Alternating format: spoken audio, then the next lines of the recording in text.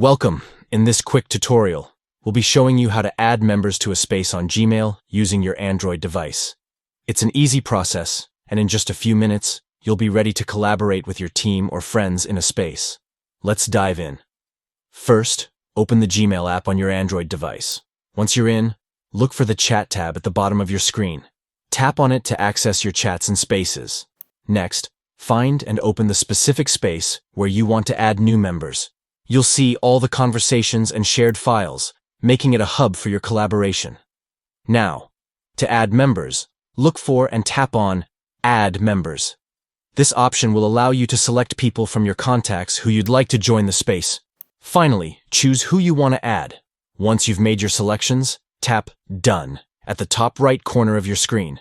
And just like that, you've successfully added members to your space. Thanks for watching, and don't forget to like and subscribe for more helpful tips.